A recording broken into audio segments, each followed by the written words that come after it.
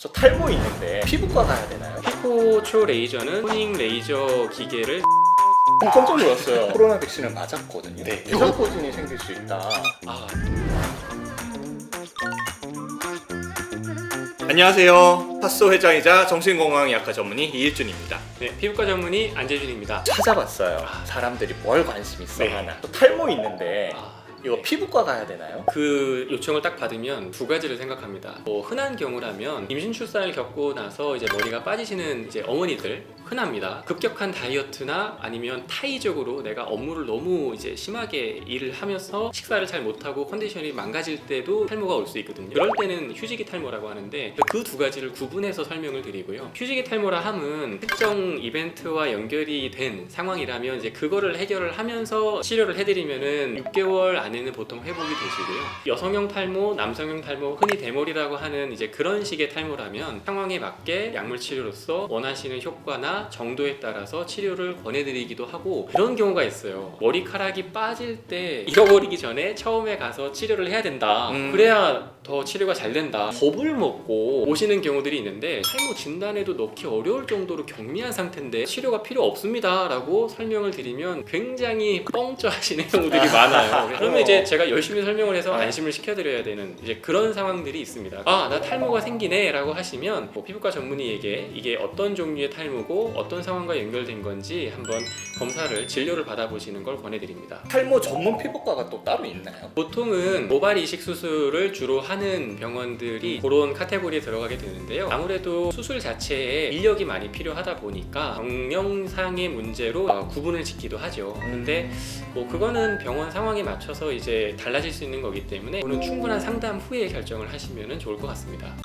피코 레이저라는 게 있고 예. 이게 일반 기계랑 다르나요라는 질문이 있었어요. 흔히 기미잡티를 치료하는 이제 치료의 한 가지 방법으로 초 단위를 쪼개서 레이저가 나가는 그 시간의 단위를 얘기를 한 겁니다. 그래서 헤르츠? 헤르츠가 아니라요. 진짜 아는 한 번 소리. 레이저가 쏘여질 때 그 시간을 재는데 이게 피코초가 있고 기존의 레이저 토닝 기계라고 해서 이제 나노초 단위의 레이저로 나뉘게 됩니다. 나노초 단위의 레이저 이후에 피코초 레이저가 나왔기 때문에 최신의 기계고 더 가격도 고가고 병원에서도 이제 시술 비용이 좀 더 비쌀 수 있으니 내가 그동안 받았던 치료보다 더 우월한 효과가 나겠지라는 이제 기대감을 가지고 보통 문의를 하시는데, 이거는 지금 어느 정도 중론이 정해져 있는 게 피코초 레이저는 토닝 레이저 기계를 대체하지 못한다라는 게 중론입니다. 아니 나중에 나오고 더 이제 빠르고 좋은 레이저라고 알려져 있는데 왜 그런가 라고 하면, 한동안은 피부과 의사들 사이에서도 이제 새로운 더 좋은 기계가 나오면 우리도 더 환자들한테 좋은 결과를 낼 수 있고 마음도 편해지겠다라고 이제 내심 기대를 했는데 이게 웬걸? 막상 써보니 도움이 되는 건 맞는데 그렇게 1000분의 1초가 더 빨라졌다고 해서 100배가 좋아지고 1000배가 좋아지는 건 아니더라. 이제 이렇게 되고 사용 기간이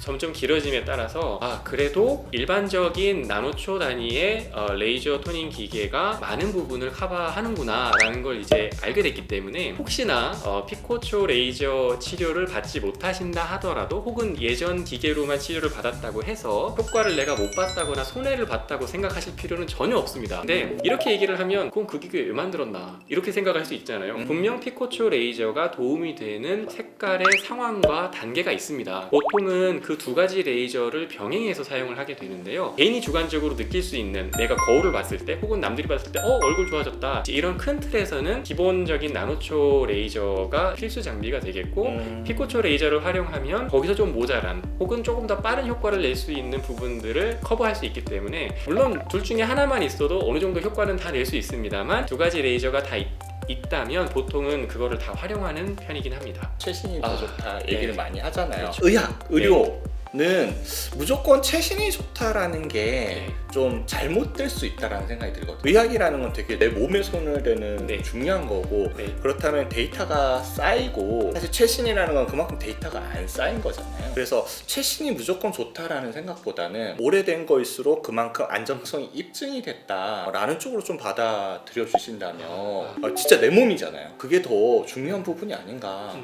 최신 질문인 것 같아요. 저 이거 보고 깜짝 놀랐어요. 저도 코로나 백신을 맞았거든요. 코로나 백신을 맞고 대상포진이 생길 수 있다. 지금은 아무도 겪어보지 못한 상황을 우리가 겪고 있지 않습니까? 그래서 뭐 혈전 문제나 이제 안 좋은 결과들도 많이 보기는 하는데 언젠가부터 백신 접종률이 높아짐에 따라서 외래로 내원하시는 분들 중에 갑자기 대상포진처럼 이제 피부 발진이 많이 생긴다고 오시는 분들이 있어요. 피부과 의사들끼리도 이렇게 네트워크를 하고 얘기를 하다 보면 요즘에 좀 많이 생기는 것 같아 이렇게 얘기가 되고, 실제로 의학 논문에 발표되는 것들도 보면 벌써 한 서너 개 이상의 이제 보고들이 백신 접종과 대상포진의 유발이 연관이 있다라고 보고가 되고 있습니다. 어떤 특정 제품, 어떤 회사의 제품, 그리고 어떻게 접종을 받았을 때 이게 생기나 이거에 대한 더 디테일한 내용들은 아직 보고가 되어 있지는 않은데요. 추정하기로는 백신 접종을 하고 나서 면역 기능에 있어서 이제 여러 가지 상황이 벌어지다 보니까 척추에서 나오는 신경의 뿌리, 신경절에 숨어있는 대상포진 바이러스가 백신을 맞고 항체를 형성하는 몸 안에서 벌어지는 그 과정 중에 활성화가 돼서 피부로 나타나는 것으로 되어 있기는 합니다. 혹시